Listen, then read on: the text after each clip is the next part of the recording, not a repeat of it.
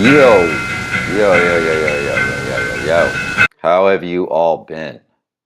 How have you all been? Well, let me tell you how I've been. No, I've been busy. I've been busy. Uh, my 50th birthday came up a little bit ago, and I told everybody at work for probably a year that I was going to take a long vacation, and I took 2 weeks and 2 days, and I'm back at work now. But I'm going to talk today about a bunch of shows that I saw over that time, like in the description. So in today's video, I'm going to talk about that, and then I'm going to show a few records that I caught out on the wild shopping for records. So a couple of death metal records that I found out there. So anyway, yeah. The first show I saw was kind of the beginning of the month. I think it was the 7th, 6th or 7th. I saw Napalm Death and the Melvins. I don't really listen to either band. I'm a little bit more familiar with Napalm just from their videos growing up and stuff. Suffer the Children, shit. Um, so anyway, I've talked about this a bunch, man. I kind of like the Melvins, but I've seen them 3, 4 times, and they just don't click with me. I haven't been trying. I've been trying. I paid to see him again. However, I'm going to talk about that show. I'm going to talk about what I was happy about and what kind of disappointed me. But anyway, Napalm was really energetic. Barry was, Barry, Barney. He was,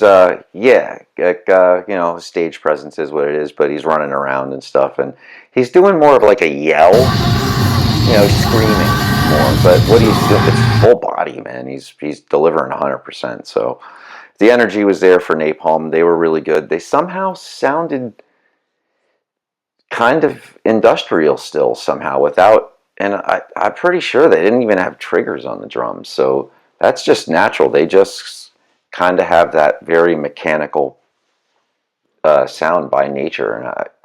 And they played through amps. I looked as to why and how they sounded like that, but no, it was pretty much straight amplification. Well, little samples and shit here and there, but anyway, Napalm was really good. The Melvins. The Melvins played before Napalm for this particular night, but when I got there, there was 2 drum sets set up, and I had heard about this, but I had never seen it. Both times I've seen the Melvins before that, I think were in Vegas, and I saw them down the street too last year. I forgot about that with Boris, and I just didn't like them. I tried. I liked riffs, and I was still banging my head and had a good time, but I'm like, I'm not going to listen to this after this. But anyway, what was great about the Melvin show was the 2 drums. And it was the drummer who's currently in Hot and Fire and also plays in the Melvins, and they had Dale Kroger as well. So that was, if you, I'm saying go see the Melvins if you're seeing that setup, because that was extremely powerful. Both drummers played simultaneously and same notations. So it was cannons, absolutely cannons. And even if you're just a drummer and you like percussion or whatever it is, hell, if you just like drums, go see that show. That's entertaining enough. And there's a drum solo in it too, which is cannons, and it's not corny. Nothing's corny. It was a great set, and I didn't feel like they overstayed and played too long or anything. They came out, they were really powerful and really good. I still don't like their songs, but they were great. Go see them live. That's how I feel about it. Anyway, so that was Melvins and Napalm Death. Good show. Very good show. Then, I, when I was a teenager, and first coming up as a guitar player, I loved Vernon Reid, and we loved, my friends and I, well, especially Holmes, who I would be in a band with, my first band. Um, we both loved the Living Color, and not just Cult of Personality. That even though that song is, you know, timeless and has the most chaotic guitar solo that's ever hit top 40 radio. But anyway, Living Color. We loved the Time's Up album and the Stained album, and I still do.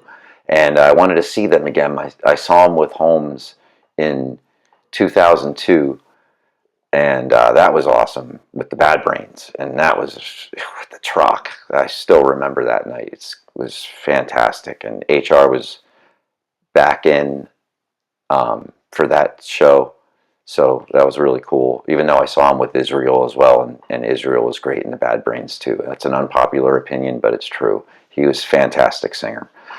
But anyway, back to Living Color. The Living Color show is in a theater, and I got a pit ticket, which happened to be like one of maybe 40 people that were allowed to stand up there. So needless to say, I was right against the stage, no barricade, knee-height stage, you know, maybe mid-thigh stage. And Vernon and Doug Wimbish were both in your face, you know, completely. Vernon would walk over the monitor and do the leads right in his guitar would be right in your face. So it was and they played the Time's Up album, which I couldn't have asked for more. It was like a birthday present. So anyway, yeah, I used to listen to that a lot when I would deliver papers and shit when I was a kid. And anyway, so yeah, and weirdly, side note, I really wanted to make just eye contact with Vernon or something, you know, or Pound, whatever, you know. He wouldn't look down. I could not get him. Doug Wimbish came right over, pointed at me for some reason. Boom. So that was really cool. Corey Glover sang his ass off, of course, and Will Calhoun, of course, one of the greatest drummers ever. Can play anything. So it was great to watch him. That show was madness for instrument, like for if you play anything, any instrument at all, it's madness. You're positive they're train wrecking, and they come in on one. And I could not find how the hell they knew where each other were. They would just all go off in the middle of a song. First Vernon would go, then Will went off, and the only glue was Doug. And then Doug went off. And then I had to find nowhere where any song was, and then they all came back in on one. It might have been Middleman or something like that, but it was an extremely impressive show. Anyway, at the very end, Will throws a drumstick straight, like when he's right in front of me, and it goes way over my head. So that was fine. I wasn't trying to catch anything. And then he walked to the other side of the stage and threw one, and it was like I just had to like stick my hand up, and it went right in it. It was like he threw it right at me. So it was one of the sticks that he did use. It's completely chewed up. Rim shots like hell. He's a hard-hitting drummer. So he used this during the show. It was really cool to catch. And then I was driving home, and I was like, I hope it's like one of his sticks and not like a blank stick. And then I forgot about it, and I woke up in the morning when I was making coffee, and it has Will Calhoun from Living Color on it. So anyway, it might be a little corny, but I like that kind of dumb shit. If it happens, I'm not going to tackle somebody for a fucking t-shirt or something, or a pic. But anyway, that was a great show. And then, like I mentioned in the other video, I saw Emperor and Wolves in the Throne Room in a big theater. I won't talk about that because I did already. And then last night, probably 8-9 hours ago, I was still seeing Terror, Nails, and Obituary. And it was packed, and it was, I had visceral feelings all night.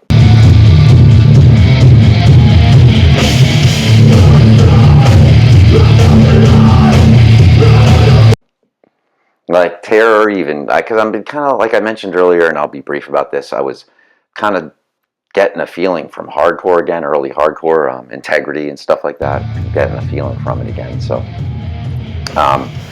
it was cool to see Terror. I never listened to them. I was completely unfamiliar with their songs, even though I did watch a couple Hate 5-6 videos, which is a great YouTube channel that has just live. If you really want to know what's going on around in the underground hardcore scene and see if you like anything, he's like an encyclopedia. He has people all over recording stuff and submitting it to his channel, and he um, uh, all board audio and mixed and mastered, so everybody sounds like better than any live album you bought. So anyway, recommend that if you want to see Hate 56. But anyway, I've seen a bunch of videos, so I knew they were metallic hardcore, and I'd probably like them. So I watched them, and I got to say, Scott Bogle, the singer, he's probably my age, if not maybe a little younger, I don't know. But he's not a kid, and he's singing like he's 19. He's up there absolutely jumping with, you know, just this like full-blown energy, man, and screaming his head off. So, and the band sounds great, and so Terror was great. Even, you know, if you don't like hardcore, they're still just great at what they do, with a lot of power, a lot of energy, and they got the crowd involved, and they got people running on the stage and all kinds of shit. So, it's a really cool night. I laid back for them. I laid back a little bit for Nails. I went up a little bit, but not, you know, too far. I didn't want to get punched in the face last night. But Nails was awesome. I never saw them before, so they delivered, you know, full grind and full, you know, stomp riffs and mosh riffs and all whatever in between, the DB, everything, you know. Usually, if I listen to that kind of music, I dig out Rotten Sound. In fact, this morning I was listening to Rotten Sound. Think I had enough after Obituary 8 hours ago. But anyway, then Obituary, then Obituary came on, and they did the whole Cause of Death record, and that record's important to me, man. I love that record.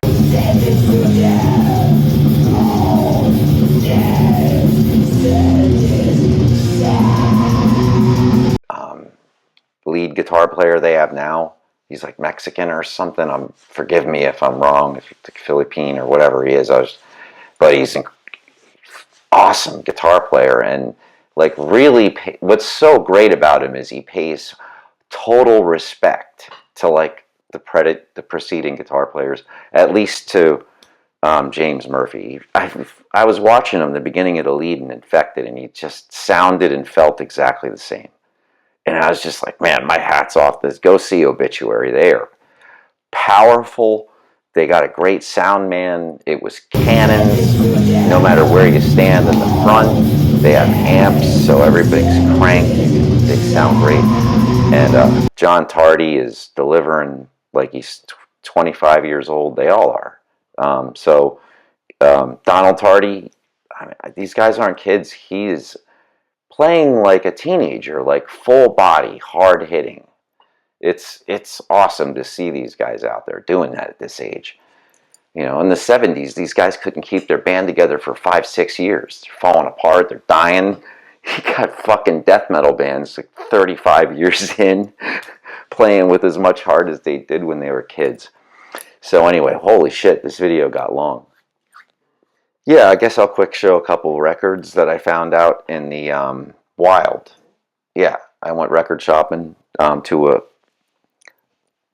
a store that I used to go to when I was a kid in Lebanon, Pennsylvania. It's quite a drive from where I live, but we used to go there because the owner knew and ordered extreme metal, and that was really hard to find in the 90s. But he had everything coming out, and we used to, the three of us used to, sometimes four of us used to like, I remember walking in, like we were trying to chill when we're walking towards the store, but the closer we got, we were all walking ahead of each other because we knew what we wanted and we had to get it before the other guy.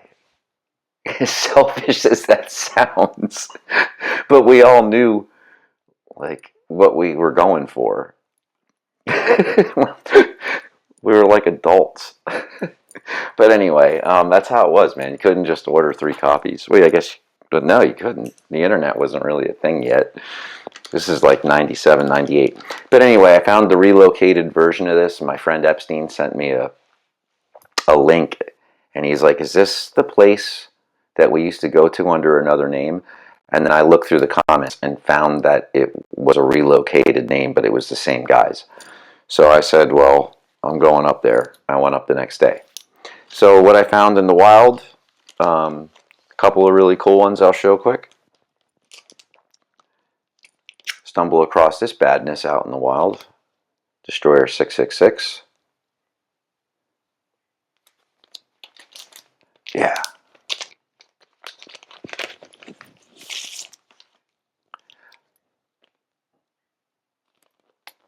This is cool LP.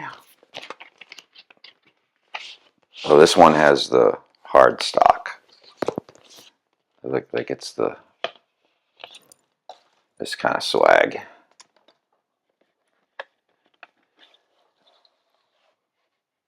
Straight black.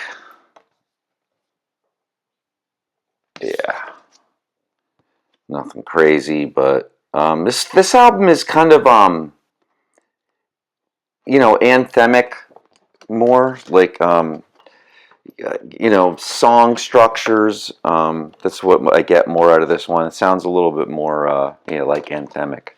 Doubled vocals, chanted, sang, with the Destroyer 666 kind of vocal. But this isn't like Phoenix Rising mostly. There is the grind and the thrashy stuff and all in between. I just noticed that they're focusing a little bit more on the song, and letting those earlier influences in and stuff like that, and getting a bit more of a anthemic. I keep using that word, but chant choruses and stuff like that. Something a little bit more memorable. Than just grinding all the way through. So it's I don't know if I like it as much as the early stuff, but I will say this: the songs stick more. So when I played it once and then I played it again, I kind of almost remembered some of the stuff, and whether it gave me a visceral reaction or not, I still remembered it, and it's catchy enough that it was going to stick. This was a cool find out in the wild. No pun intended. See Through the Wild Darkness. Yeah, Through the Wilderness. Great record. I remember finding this on YouTube from Carbonized YouTube channel back when this came out. I think it was 16 or 18. I know I have it right in my hand, but they don't put the dates on the shit. Yeah, this was a cool find. A nice gate. It was brand new, so really cool find. The LP is really cool. And I gotta say, this is a really really produced album. Like, and if this is death metal though, this is not Dying Fetus kind of death metal. This is death metal. And Carbonized, I was going to say this. I thought this earlier before I shot the video. I don't know. I haven't come across anything from Carbonized that I don't like. They're kind of. I just noticed this recently. They're kind of like. They remind me of the Relapse from the early 90s, where you could go to the record store and go, oh, this is on Relapse. I'll pop, good bet I'll at least dig it, I don't know. So this was a killer find, man. This is a great record. There's almost like, the intro is just an acoustic thing, and that could be overdone, but there's something catchy about it. It's like almost like a Led Zeppelin feeling to it. And I know that's not what they're intended, but it but it's still good. Beyond Flesh, it's called. I'm saying this wrong, but I'm saying it anyway. Chrysalis of Sorrow, third track on this. That's got to be, man, that is just some catchy shit. There's a little bit of Autopsy, second riff in this. It gets me every time. Every time it comes on, I stop what I'm doing. I'm like, man, that drags. Nice. It's good, heavy, thick doom, but don't be scared of boredom. It's not. They linear songs that are like this, man. So don't give up when they go slow. Hang in there. They add some atmosphere via synth, but don't take that wrong. It's done tastefully and mild, like throughout, and it just adds. Really, really good record. Yeah, I've been putting that on heavy rotation. This was not Out in the Find. I mean, yeah, Out in the Find. Man, edit. Holy shit. Yeah, like I said, I was still seeing Obituary a few hours ago. So I've talked about Merciless from Sweden before being kind of like your favorite band's favorite band. You know, this band is a little bit earlier than, you're at the Gates and stuff like that. And they're kind of the band that, they played the States and stuff a couple times, but mostly as a retro thing, and like while they got bigger as in the States as time went on. But I believe during their time it didn't get that big. I think they all worked jobs and stuff like that and didn't tour too much. So so definitely local heroes to Sweden, and I think I can say that confidently, even though I've never been on the continent, but I've heard it multiple times. If not, they're very important. And this is their demo pressed on the CD, LP. Holy shit! And this is like one of the best packagings ever, man. Darkness Shall Rise Productions. Wow, they really put it together. It's like a big booklet with interviews, and I mean, I don't know how many pages it is. And this LP, I don't really care about clear, but I don't know. I dig this, man. But just that little bit of black, and it's not quite transparent, but yeah. And it has the 87 demo on it and the 88 demo on it, which, and all the 88 demo, Realm of Dark, you knew all those songs. Um, Realm of the Dark, Souls of the Dead, Nuclear Attack, and Dreadful Fate. Those are all on the first record. But on this Behind the Black Door, and at the 87 one, there's a couple songs on here that Satanic Slaughterers, and I don't think Total Destruction is on anything, but I could be wrong. Um, Behind the Black Door. Yeah. But anyway, yeah, it has both demos. Of course, the 87 one's a little bit rougher, but they cleaned them up. You know, there was a couple of these on YouTube that I would listen to. That Greg Belial had one up, or what has one up. His YouTube channel has some shit on it. There's a couple other ones. Their names elude me right now, but I find a lot of demos on there. I love listening to that stuff. The Autopsy demo, stuff like that. But anyway, those were some killer finds I found out in the open, and I've been talking for 23 minutes. Holy shit, there's nobody going to watch this. All right, thank you all for anybody who has sat through this. And yeah, that's the video for today. Shallow 666. Yeah.